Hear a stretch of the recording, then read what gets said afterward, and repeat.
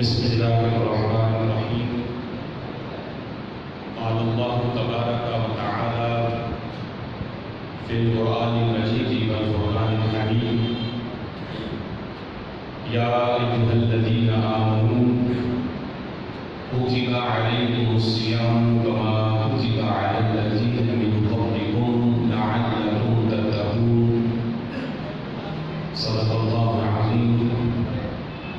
قال الله تبارك وتعالى في شأن حبيبه مخبرا وآمرا: إن الله وملائكته يصلون على النبي يا أيها الذين آمنوا صلوا عليه وسلموا تسليما. الصلاة والسلام عليك يا سيدي يا رسول الله وعلى آلك وأصحابك يا سيدي يا حبيب الله. الصلاة والسلام عليك يا سيدي يا نبي الله وعلى آلك وأصحابك يا سيدي يا نور الله. مولاي صل وسلم دائما أبدا على حبيبك خير الخلق كلهم.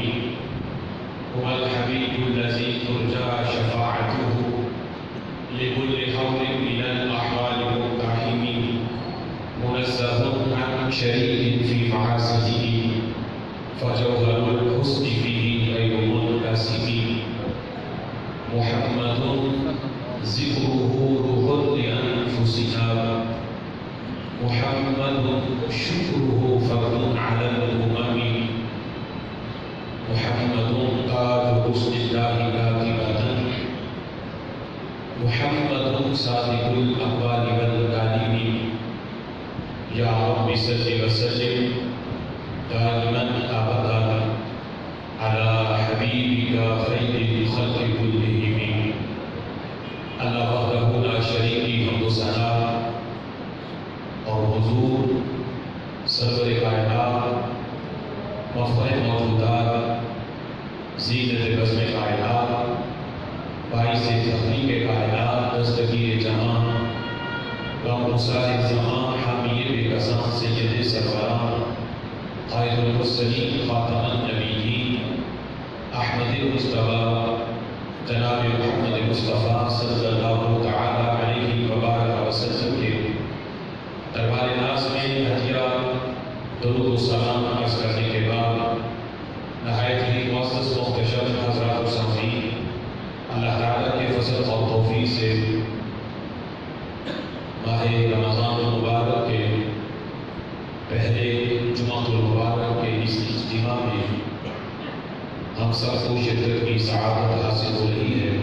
سبحان اللہ۔ میری دعا ہے رب ذوالجلال اس مقدس مہینے کا صدقہ ہم سب کے گناہوں کو معاف فرمائے اور رب ذوالجلال ہمیں قرآن و سنت کا فہم عطا فرمائے۔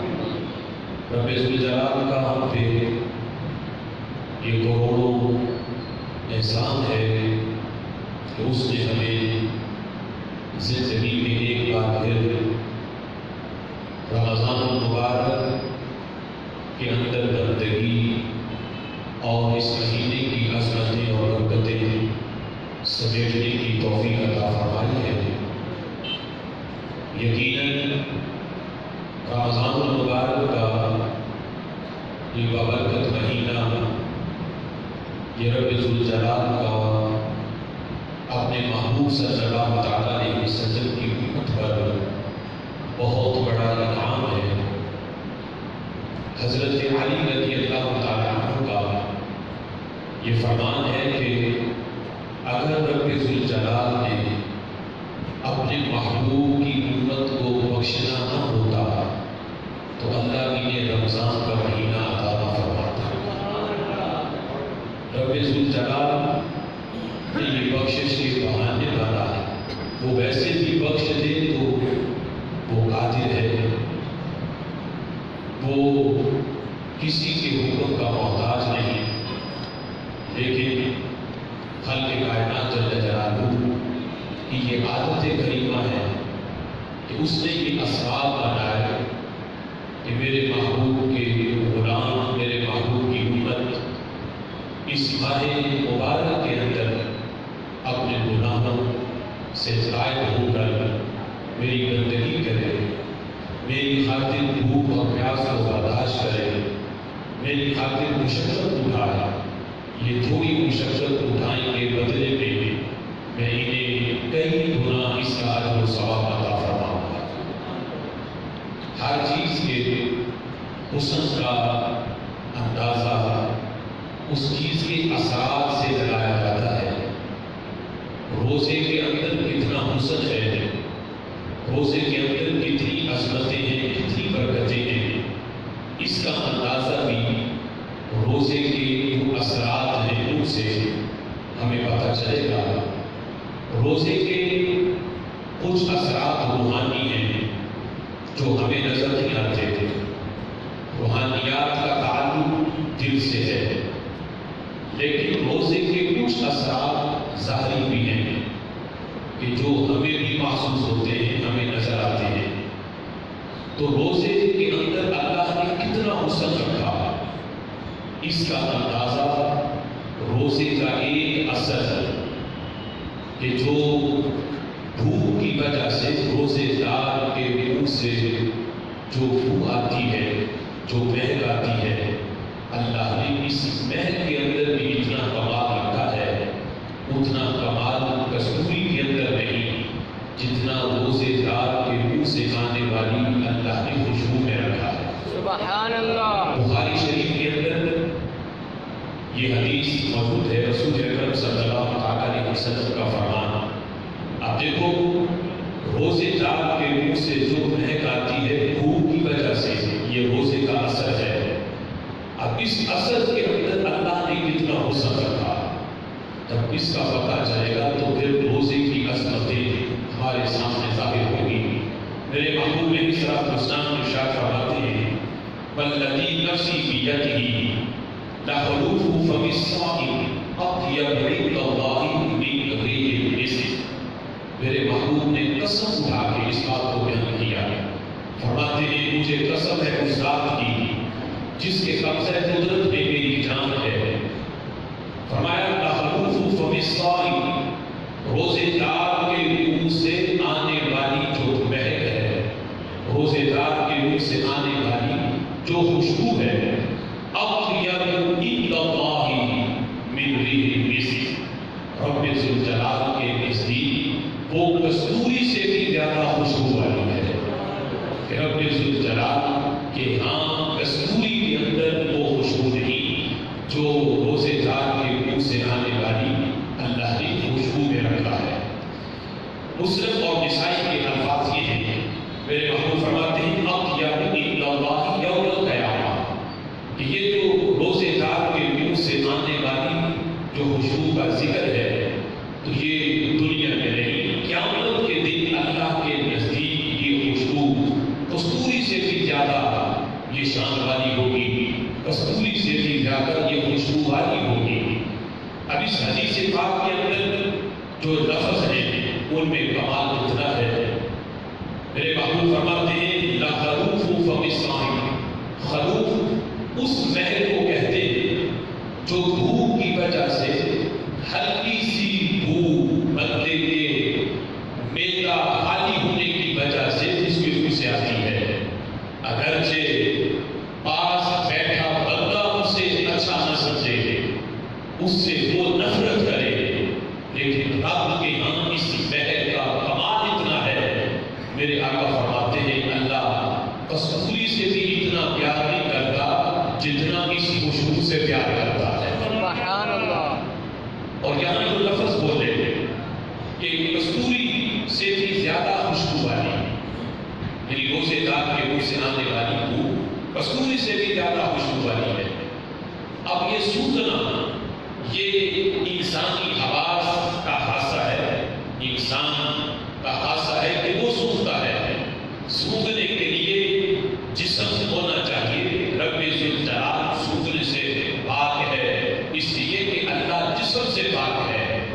تو اس حدیث کی شرح کرتے ہوئے محدثین نے لکھا، شارحین نے، کہ یہاں جو لفظ میرے محبوب نے اطیب کا بولا تو یہ مجاز ہے اقرب کے، معنی یہ ہے کہ رب ذوالجلال کستوری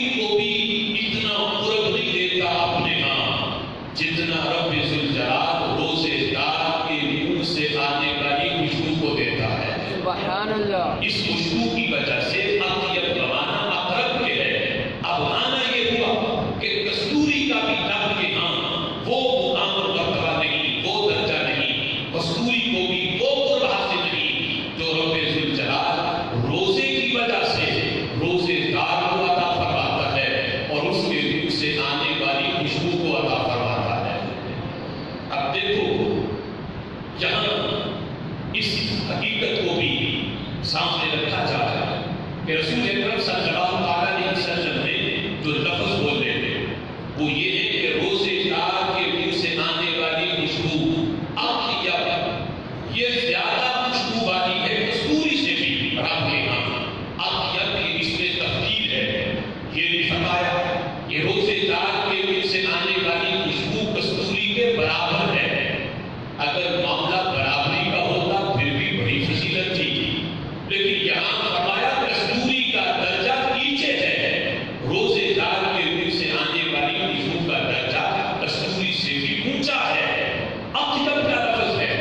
اور دوسری حدیث کے اندر میرے محبوب کا یہ فرمان، حضور فرماتے ہیں شہید کا جو خون ہے اس کے اندر مہک کستوری جیسی ہے. اگرچہ دنیا میں شہید کے خوشبو میں ہمیں وہ مہک نہیں آتی، فرمایا قیامت کے دن شہید کے خون سے بھی کستوری جیسی مہک آئے گی.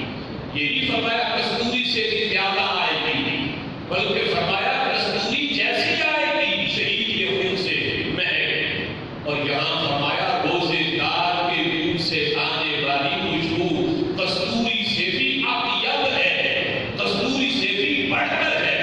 تو پتہ چلا شہید کے خون کا وہ مقام نہیں جو روزے دار کے منہ سے آنے والی بو کا مقام اور مرتبہ ہے. سبحان اللہ. فرمایا رسول اکرم صلی اللہ علیہ وسلم نے اطیب کا لفظ کہ شہید کے خون سے بھی یعنی کستوری کے یہ تو برابر ہے، لیکن روزے دار کے منہ سے آنے والی خوشبو یہ کستوری سے بڑھ کر ہے. اب اس کی اندر جو فضیلت ہے یعنی روزے دار کے منہ سے آنے والی خوشبو شہید کے خون سے بھی بڑھ گئی، تو اس کی وجہ یہ ہے کہ شہید کا جو خون ہے اس کا سبب جہاد ہے اور روزے دار کے منہ سے آنے والی خوشبو کا سبب روزہ ہے.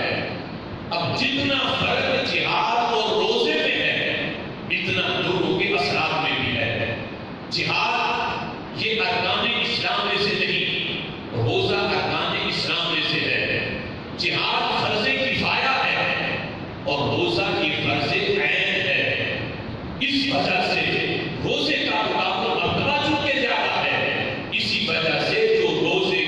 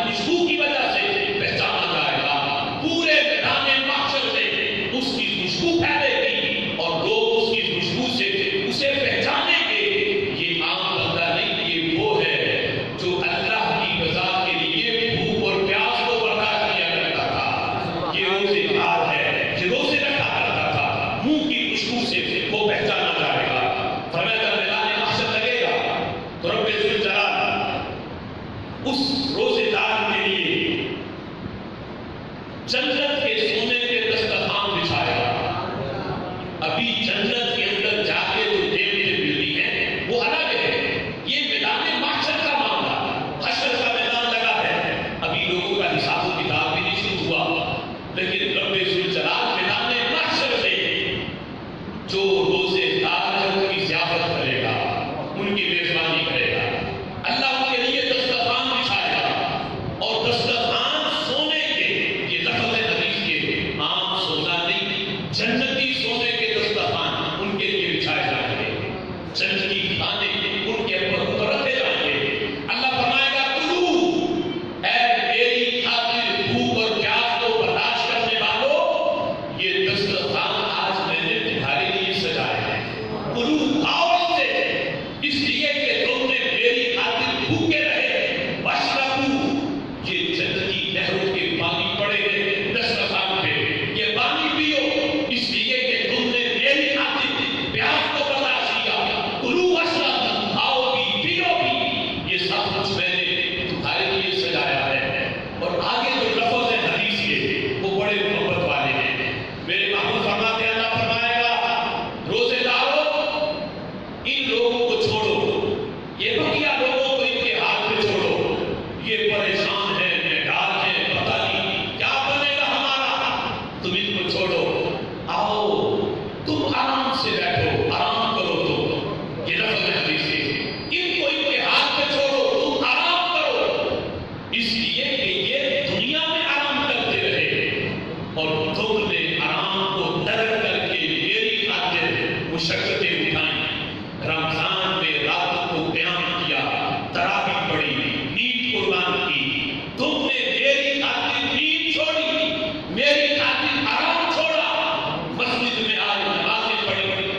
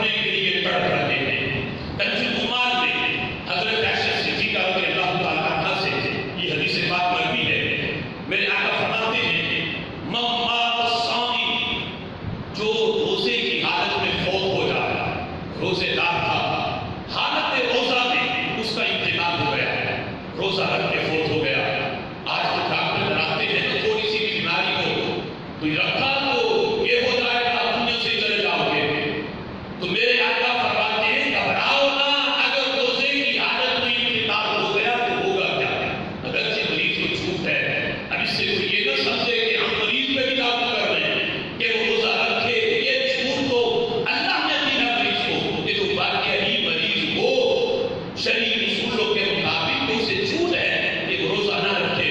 لیکن اگر کسی کا انتقال ہو جاتا ہے روزے کی حالت میں تو میرے آقا فرماتے ہیں اوجب اللہ لہ الصیام الی یوم القیامہ. اللہ اس بندے کا روزہ قیامت تک کے لیے لمبا فرما دیتا ہے. سبحان اللہ. قیامت تک کے لیے ہر لمبا آج کے ساتھ ہوا قیامت تک اس بندے کو اگرچہ وہ قبر میں چلا گیا. یہ ہے وہ عمل کہ بندہ تو دنیا سے چلا گیا لیکن قبر میں ہر روز اسے روزے کا ثواب پہنچ رہا ہے. اوجب اللہ لہ الصیام الی یوم القیامہ. قیامت تک اللہ اس کے روزے کو لمبا کر دیتا ہے. مطلب کیا ہے؟ اس کا تو انتقال ہو گیا دنیا سے چلا گیا. اب قیامت تک جتنی صدی آنی ہے جتنے سال آنے ہیں جتنے مہینے آنے ہیں ان مہینوں میں جتنے ہفتے آنے ہیں ان ہفتوں میں جتنے دن آنے ہیں ویسے اس نے سال کے بعد روزے رکھنے تھے رمضان کے. لیکن روزے کی حالت میں دنیا سے جانے کا فائدہ یہ ہوا کہ اب ہر دن اس کے کھاتے میں اللہ روزے کا ثواب درج کروا رہا ہے. کوئی نالا نہیں کوئی چھٹی نہیں ہر دن اسے روزے کا ثواب مل رہا ہے. قیامت تک کے لیے رب ذوالجلال اس کے روزے کو لمبا فرماتا ہے. اور امام بہقی نے شعب الایمان کے اندر اس حدیث کو نقل کیا. میرے آقا علیہ الصلوۃ والسلام فرماتے ہیں امسک النفقۃ فی شہر رمضان. فرمایا رمضان کے مہینے میں اپنے نفقے کو بچھا دو بڑھا دو. امسک اسے لمبا کر دو بڑھا دو. اسے جتنا اپنے اہل و عیال میں تم دیگر مہینوں میں خرچ کرتے ہو اس مہینے میں اپنے گھر والوں پہ رشتے داروں پہ محلے والوں پہ ناداروں پہ غریبوں پہ زیادہ خرچ کرو نفقہ بڑھا دو. اس کا فائدہ کیا ہوگا؟ فرمایا فإن النفقۃ فیہ كنفقۃ فی سبیل اللہ. اس لیے کہ رمضان کے مہینے میں اپنے بیوی بچوں پہ خرچ کرنا یوں ہے جیسے اللہ کے رستے میں خرچ کرنا ہے. جیسے فی سبیل اللہ خرچ کرنا. جیسے کسی نے میدان جہاد میں کسی کو گھوڑا لے کے دے دیا یا تلوار لے کے دے دی میدان جہاد میں خرچ کیا. اس طرح رب ذوالجلال رمضان کے مہینے میں اگرچہ وہ خرچ اپنے بچوں پہ کر رہا ہے اپنی بیوی پہ کر رہا ہے لیکن رب ذوالجلال اس خرچ پر بھی اسے اپنے ہی رستے میں خرچ کرنے کا ثواب عطا فرماتا ہے. اللہ تعالیٰ ہمیں بھی رمضان شریف کے مہینے کا ادب اور احترام اور اس کے حقوق کی پاسداری کرنے کی توفیق عطا فرمائے. آخر میں یہ میں گزارش کرنا چاہتا ہوں یہ جو ہمارے پولیس والے بھائی ہیں انتظامیہ ہے کہ ہمیں ذرا یہ تو بتایا جائے کہ وہ کون سا تاریخ اور قرن بستی ہے کہ جس میں آپ نے کورونا کو یہ پڑھا دیا کہ بازاروں میں تم نے نہیں جانا منڈیوں میں نہیں جانا بینکوں میں نہیں جانا لیکن مساجد کے راستے تمہارے لیے کھلے ہیں وہاں تم نے بھاگ کے داخل ہو جانا ہے. ہم پوچھنا چاہتے ہیں ہمارا یہ سوال ہے اس انتظامیہ سے کہ ابھی لاک ڈاؤن حکومت کی طرف سے تو ختم نہیں ہوا. اس پہ حکومت کی طرف سے تو ہر روز اس پہ شدت آ رہی ہے لیکن ہمیں تو بتاؤ کہ یہ کون سا بازار ہے کہ جو پابندی کے باوجود بھی نہیں ہو رہا. کیا ہمیں نہیں پتا یا انتظامیہ کو نہیں پتا؟ جان بوجھ کے اگر کوئی آنکھیں بند کر دے تو یہ ان کی مرضی ہے. شٹر اٹھا کے گاہکوں کو اندر داخل کر کے وہ دکان